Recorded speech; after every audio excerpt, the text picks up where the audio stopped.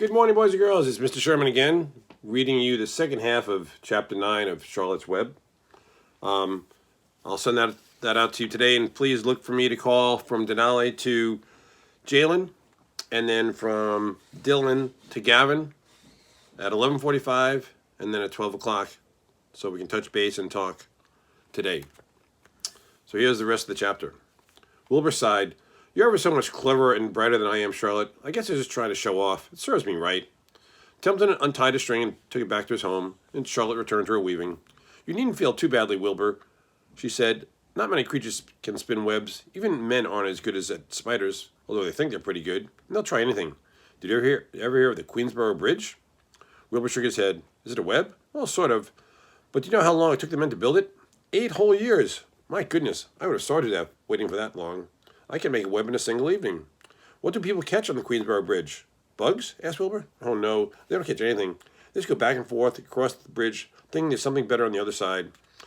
If they'd ever hang upside down at the top of the thing and wait quietly, maybe something good would come from them. But no, with men it's rush, rush, rush, every minute. I'm glad I'm a sedentary spider. What does sedentary mean? Asked Wilbur. It means I sit still a good part of the time, and I don't move around or go wander in any direction. I know a good thing when I see it, and my web is a good thing. I stay put and wait to see what comes. It gives me a chance to think. Well, I'm sort of sedentary myself, I guess, said the pig. I have to hang around here whether I want to or not. You know what I'd really like to do this evening? Where? I'd like to be in a forest looking for beech nuts and truffles and delicate roots, pushing leaves aside with my wonderful strong nose, searching and sniffing along the ground, smelling and smelling and smelling. You smell just the way you are, said the lamb who just walked in. I can smell you from here. You're the smelliest creature in this place. Wilbur hung his head. His eyes grew wet with tears. Charlotte noticed his embarrassment, and she spoke sharply to the lamb. Let Wilbur alone, she said. He has a perfect right to smell, considering his surroundings.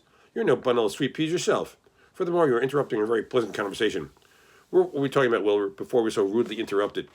Oh, I don't remember, said Wilbur. It doesn't really matter. Let's not talk about it anymore for a while. I'm getting sleepy, Charlotte. You go ahead and finish your web. I'll just lie here and watch. It's a lovely evening. So Wilbur stretched out on the side. And twilight was settling over Zuckerman's barn and a feeling of peace.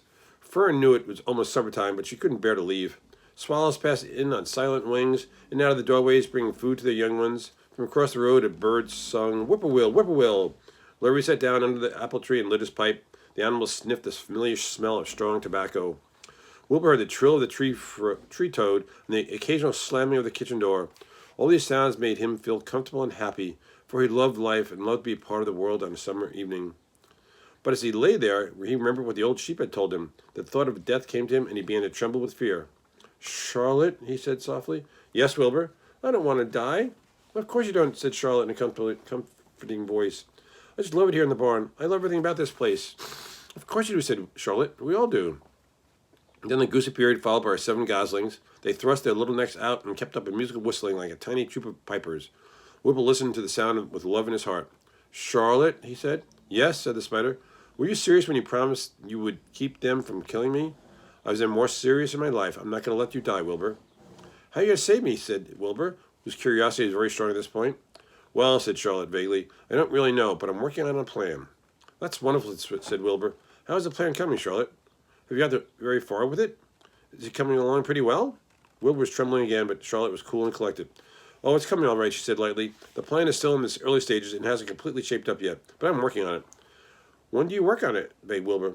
When I'm hanging head down to the top of my web. That's when I do my thinking, because then all the blood is in my head. I'll be only too glad to help you in any way I can, said Wilbur. Oh, I'll work it out alone, said Charlotte. I can think better if I think alone. All right, said Wilbur, but don't fail to let me know if there's anything I can do to help, no matter how slight. Well, said Charlotte, you must try to build yourself up.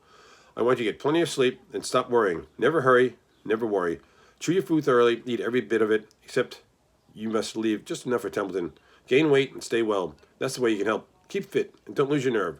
Do you think you understand? Yes, I understand, said Wilbur. Go along to bed then, said Charlotte. Sleep is important. So Wilbur trotted over to the darkest corner of his pen and threw himself down.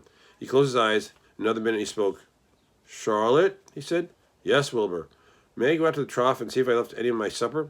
I think I left just a tiny bit of mashed potatoes. Very well, said Charlotte, but I want you to be in bed without delay. And Wilbur started to race out to his yard.